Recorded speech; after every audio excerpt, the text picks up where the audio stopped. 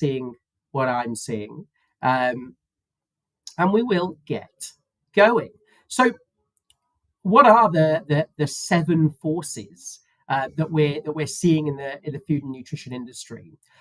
Before we even get into it, just a quick intro on who FutureBridge are. So, for those that don't know who FutureBridge are, we're a techno-commercial consulting and advisory firm. We look at the industry for a 1 to 25 year perspective, and we help organizations grow, understanding what technologies will help them grow and deliver opportunities in the future of our industry. But if you want to find out more, you can send me a message on LinkedIn or whatever way, or through an email. We'll share that at the end of the presentation. Now, when we started this whole process of building food tech trends and what are those big forces in the industry that we should all know about. Now, I come from a consumer insights background, and I was always thinking that it's consumer behavior that drives new innovations. We look for gaps in the industry that aren't being answered, and then we develop technologies and opportunities around them. But we found that over the last few years, we're seeing so many emerging technologies happening that don't necessarily have consumer behavior to back them just yet. And then we've got this kind of chicken and egg conundrum of, what comes first? Is it consumer behavior, or actually is it sort of technology advancement? And so that's pretty exciting for us to think about. I'd love to think about throughout this presentation. Now, I'm a big Harry Potter fan, and how often do you see it's a Tom Riddle Voldemort quote that gets used rather than a Dumbledore or a Harry Potter quote that gets used in a presentation like this? But I always love this line. So isn't it 7 the most powerfully magical number, a Tom Riddle line? And actually we built our food and nutrition kind of our big exploration of what are the big driving forces into 7 macro forces. So it worked quite nicely. The most powerfully magical number. And insights can be quite magical sometimes. So there you go. Now, I'm not going to spend loads of time looking at this slide, just to it gives you an idea of the kind of explosion of very small market forces that we looked at. We did a big pestle analysis to try and understand all the political challenges we're seeing, the financial, the economic, and the consumer behavior, and everything in between, to try and build an understanding of what are the moving things in the industry, or the constants that are driving a decade worth of innovation for the last decade, and what's going to also drive innovation over the next decade. How are we going to find the trends in the industry? Well, that's what you're looking at here. And what I'm going to do is take you through each of these forces and give you a little snapshot. This presentation is there to that by the end, we're going to look for the marriages. So if you're going to simplify our FutureBridge journey into 3 buckets, we started with macro forces. We looked at the micro forces living underneath them. And then we formed connections and marriages of those micro forces to look at the industry trends, the little trends of innovation that are going to impact categories and applications over the next few years.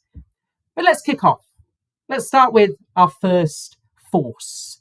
Now, our first one is called emotive personalization.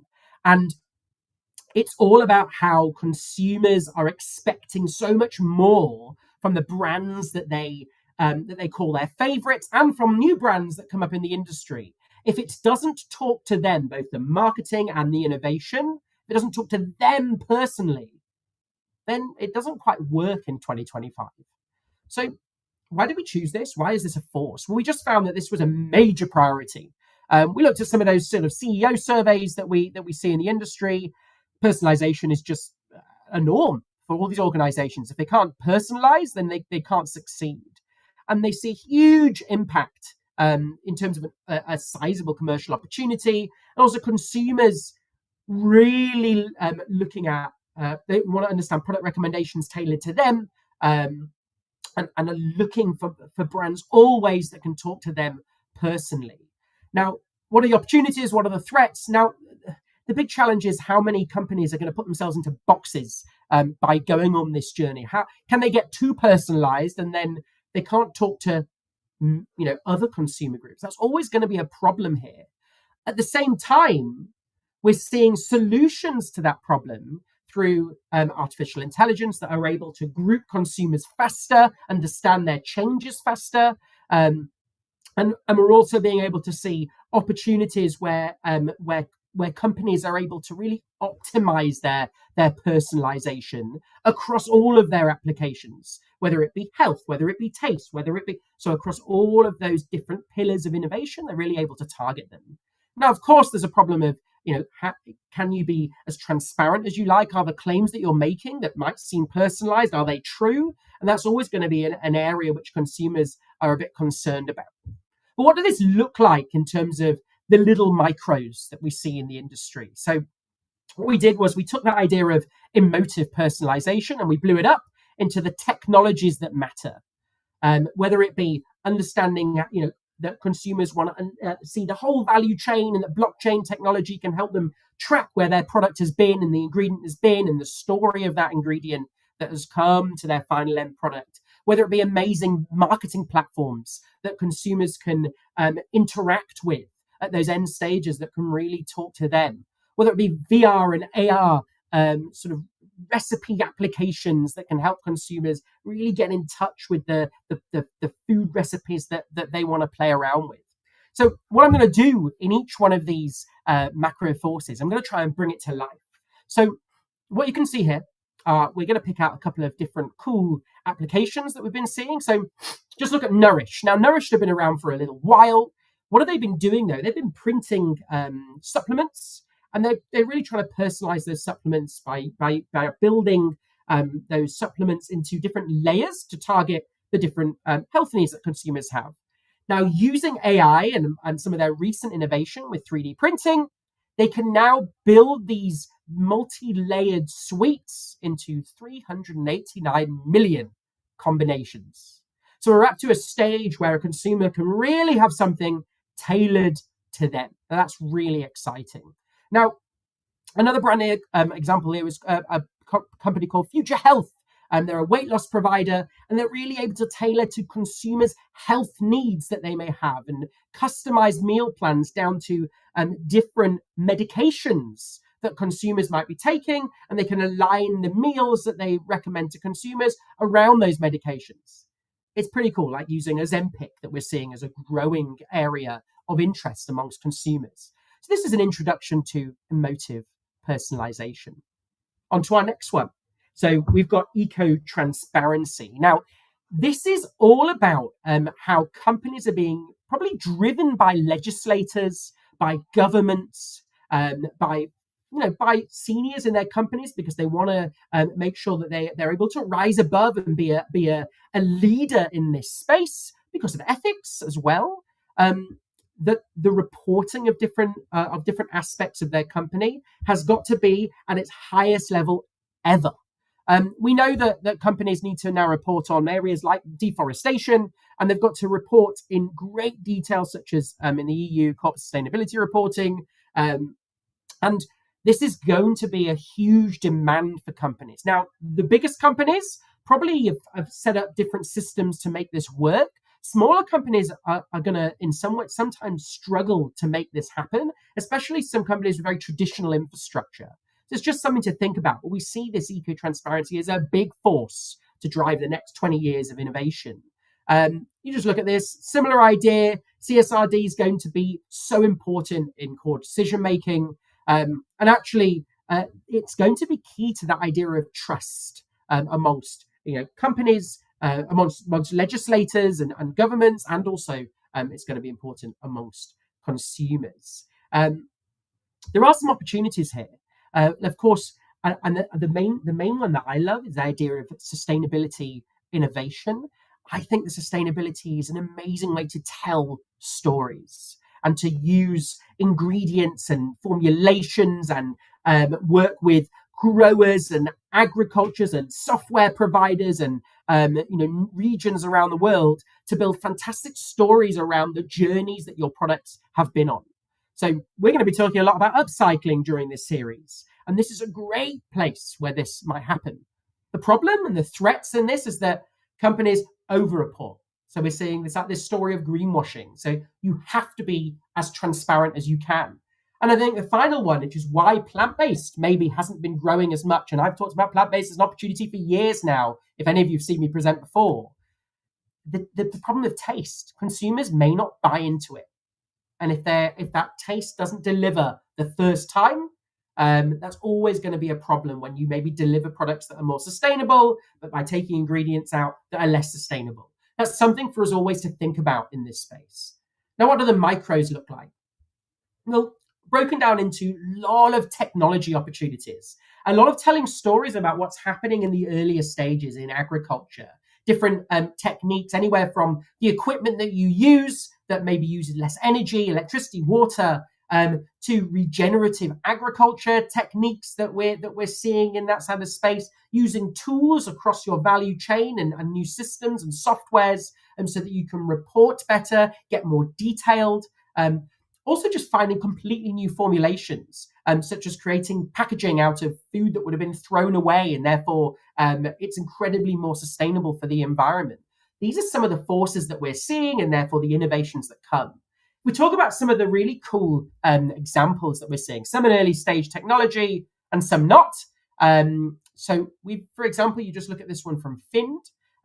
They've actually started creating mycelia fungus, using biomass fermentation that they then can create proteins with that then can be used in the plant-based alternative protein space. Really exciting. We've seen this one from Syngenta, and they've got this very clever device or a chip that they can use to analyze soil and decide when, where you should plant, and be able to report and maybe add and cultivate certain soil areas when things aren't going to plan, to enhance your yield. So using amazing new technologies, especially in the world that we live in, where land is becoming more scarce, these are really interesting technologies that we're seeing in the eco-transparency force. Next is wellness-centric lifestyle. Consumers are understanding that physical health and mental well-being are one and the same. They're just as important as one another. And they're looking to food to fuel all of their health, their holistic health. We've been talking about this for many years. The thing that's maybe we've been talking about it from a hypothetical point of view is that there have been so many ingredients that we weren't exactly able to make a claim about just yet, because they were still in that kind of exploration process that we've been seeing in the industry. When we look at what consumers are saying in the space, we see 61% of consumers, they're actually saying they're having functional foods for mental well-being support, 40% for sleep, which is fantastic, that they're looking to the food industry to really target those calming down occasions, sleep occasions. We know that the herbal tea industry, I've got some in front of me right now, for my cold that you can hear I'm suffering from, but they're targeting those moments, and we're finding new ingredients that can be used in new applications all the time. Also on the other side, Gen Zs are finding it incredibly challenging right now in the world of social media, where the world is becoming more complex, where it's very hard to escape. They're really struggling, and therefore looking to functional foods to help them in that journey that they're on. So there are so many opportunities, again, to really target those consumers. And think about that personalization story we've talked about already, to target different occasions, to be specific with those occasions. We'll be talking about mood a lot in one of our tech trends, a bit of a hint to later on. But the idea that we it's not just enough to say, oh, it's going to help your mood. We can maybe talk about stress, anxiety, depression as completely separate health claims with different ingredients now. We also know that there's opportunities to utilize, again, artificial intelligence, which is learning about consumers and those moments that they go through, especially that those moments change and become more specific quite quickly as well in the modern era. Even the nuance of how consumers are talking about them, we're able to understand them faster and then target those consumers with solution-based products. The challenge, though, is a hell of a lot of noise. And there are products all the time trying to talk to consumers all the time. And it's an incredibly challenging space. Legislators cannot keep up. So this is an area that we have to be really wary of as well. And also, wellness products are pretty expensive. So it's something to be mindful of. Actually, a lot of consumers just aren't really able to connect with all the products that we're seeing in the industry. So these are some of those opportunities, some of those threats. Talked about occasions, and that's always been my key for functional related products. So wellness centric lifestyle is all about amazing new ingredients. It's all about targeting different health needs. It's targeting life stages, which we're going to be talking about a lot through this series. But I love the idea of talking about occasions. Now, this example at the bottom from G Fuel, and they're using ingredients like cognizin. It's clinically proven, but it talks about brain function, specifically talks about focus and concentration, and they're targeting teenagers that game. And thinking about that occasion and actually targeting them with functional ingredients. The product at the top, and the booster product, it's been around a long time. But I love that there are brands that are starting to, they're always understanding, what are those new consumer needs that we're seeing in the industry. And we know in the States, GLP-1, and with consumers taking a Ozempic as a form of a pharmaceutical, a drug, but the idea that they're starting to put this messaging on their product to help those consumers that have those health needs, that are utilizing those new pharmaceuticals. I love that. You can start to pair health with the food that you eat. And there's such an opportunity to do more of this, to do it transparently, but to do more of this. Radical automation. So we've got a few more to do. I hope you're enjoying this one so far. What's radical automation? We are seeing, this is all about technology emergence, the speed in which manufacturers are creating new products, new services for consumers, and across our value chain. So what does this mean? Well, we know that I've talked about AI already. Actually, how AI is being used, not just in some of the areas I've talked about in understanding consumers, but also using AI to plan, to price, to automate supply chain and logistics. There's this huge opportunity to do more in this space. So they're utilizing AI in all of these areas. It's going to really help with labor shortages as well. So to maybe fill some of that gap too. So we're going to see more opportunities for this in the industry. Excuse me for my lovely cold. What does that mean in practice? Well, we've already talked about personalization. We've already talked about waste a little bit in some of our other trends. But actually, we're starting to see softwares and the development of amazing new manufacturing equipment that can help companies to valorize waste quicker, to speed up processes, to drop their energy that they're using, to create food in a more personalized way through robotics, through 3D printing. There are all of these amazing opportunities. Now, of course, the challenge is cost. And really, a lot of these technologies we're seeing in some certain major industries, major companies that are out there at the moment. Now, what are we seeing? Now, if we think about radical automation, we're seeing loads of amazing technology opportunities appearing in the industry. Everywhere from in warehouse maintenance, anywhere from sort of predictive analytics to help you make sure that you never run out of stock, all the way through to servicing consumers better in stores and again, being able to fill out those shelves because you can predict what consumers are going to want to buy and when, and everything in between. Just a couple of really fantastic examples that we're seeing over here. I'm going to talk about the bottom one first.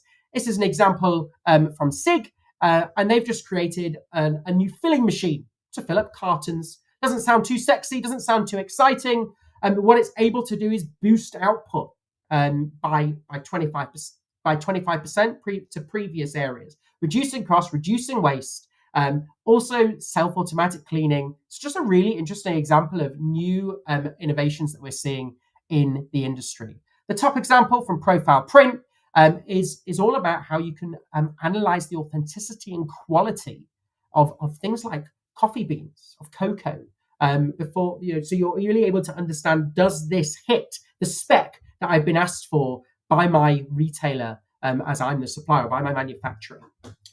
Over to the next one, which is about activist consumerism. Now, what is this? It's all about transparency, because consumers are really buying ethically more than they ever have before. and they're shouting about it and they're getting angry about it. Of course, cost plays a point, but they're talking about it. They're writing it online, and it's an area that brands are really concerned about as well. Look at this one. So just on a simple level, local versus global, 42% of Americans that prefer to buy in sort of those slightly middle-aged to older age groups prefer buying local always. 83% would actually stop buying from a company that they hear treating their employees or the communities they work with poorly. So we've got this idea of ethics as a big challenge in the industry. Now, what does this look like in terms of the opportunities and the threats that we see in this space? We know that consumers really love this the storytelling when they're working with targeted growers. They're treating them well. It really helps to build that reputation up. There's this also claim around minimally processed that we've seen as an opportunity, especially with the idea of ultra processed food being a bit of a worry for consumers, and this definitely plays a role in that. The only other side is just around the threats, or just the scrutiny around what you do say that you do, and you have to be able to live up to those expectations, and that's across your ethics, your pricing as well. And again, then the final challenge just around, it's great, you're being super ethical, you're only using from the growers that you really believe in and that you're treating fairly, but then does that cause vulnerabilities in your supply chain? Now, if we look at some of the opportunities and some of the companies that are playing around in this space, so those micro forces that are out there, anywhere from localization, new certifications that we're seeing in the industry, so the opportunity maybe for more organic foods. But when we look at some of the cool examples, I loved these two. They're really recent. So this is Meatly. You may have seen this in the news. It's just from this month. We're finally seeing cultivated on the shelves in the UK. And they've got this sort of chicken bites for dogs in Pets at Home. So we're seeing these brands appearing, and they're able to tell those stories around no animals being harmed, especially for pets. It's a really lovely example in the industry. I want to see how well it does. And then this one from Diageo. It was St. Patrick's Day this week, so you've got to throw in a product like this. We saw sort of Diageo tried out the Bailey's Minis recently, where they trialed paper-based bottles as an example to really talk about their credentials, their environmental footprint. So some really cool examples again, from very large brands trying to do things differently and tell those brilliant stories. We've got social cultural fusion. This is all about fusion flavors and fusing authentic stories with maybe new opportunities. And of course, you've got to be able to balance those two. So how can you be authentic, and how can you also create something new and exciting? We've been talking about this for years. It's not going anywhere. Gen Zs, they're a real driver of this kind of fusion exploration in the industry. Also hugely valuing brands that align to their interests, and they're very culturally driven, understanding their identities. They think themselves as foodies. They choose taste as their main driver, like most consumer groups. What does this mean? Great opportunity for more fusion innovation, accessible fusion innovation, which is what we'll look at in a couple of the examples shortly. Of course, there's that idea of authenticity. So how can you still tell that story and be authentic?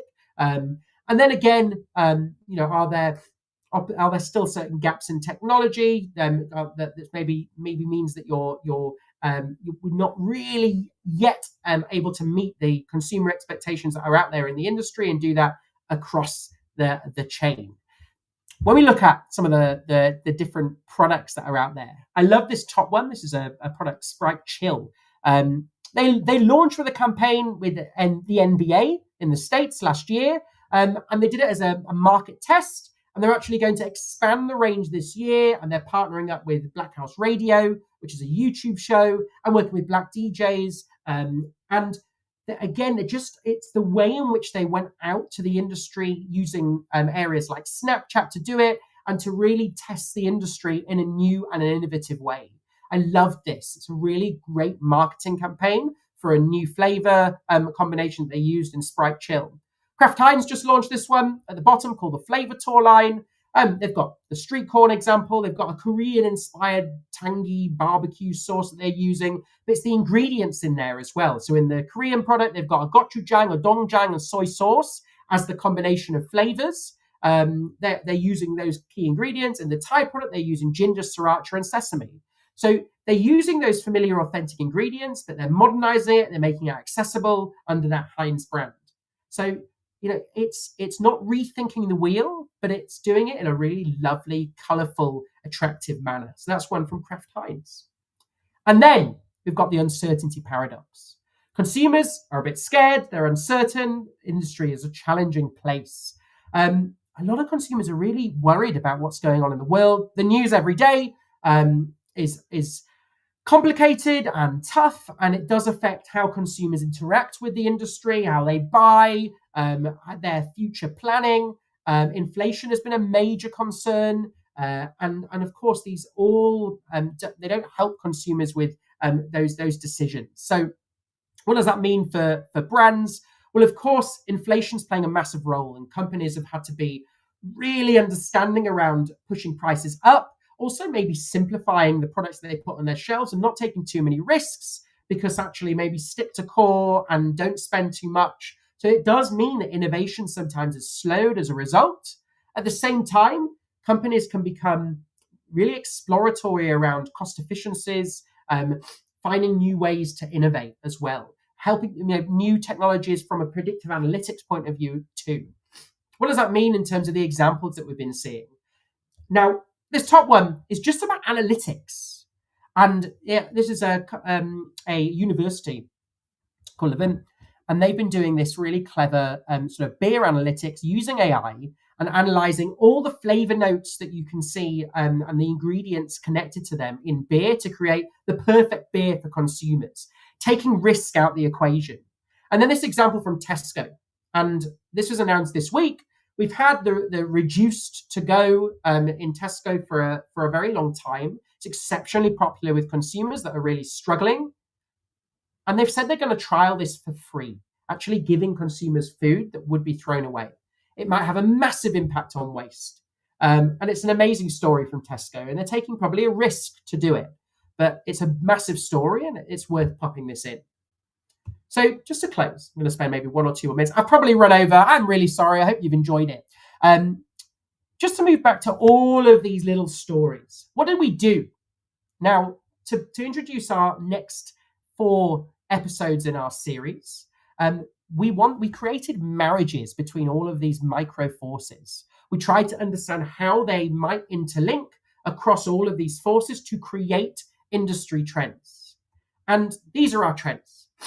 Everywhere from indulgence through to value, through to cultivation, through to sustainable accounting and microbial factories, and many more stories. But we picked 4 food tech trends to talk about in 2025 that mean a lot to us at FutureBridge. How did we do it? We scored them. We scored them on market impact. We scored them on innovation potential. And you can see all the data points underneath and how we created these really strong stories around each of these food tech trends. Anywhere from early scientific exploratory, like patents and scientific research and IP growth and the companies behind them and the new inventors, and then also in terms of market impacts, regulations, market sizing, consumer behavior, and the list goes on to create our 4 trends that we're going to be running this program with on the 25th of March, 8th of April, 15th of April, 22nd of April. And we're going to delve deep into the innovations living underneath them, and we've introduced a few to you today.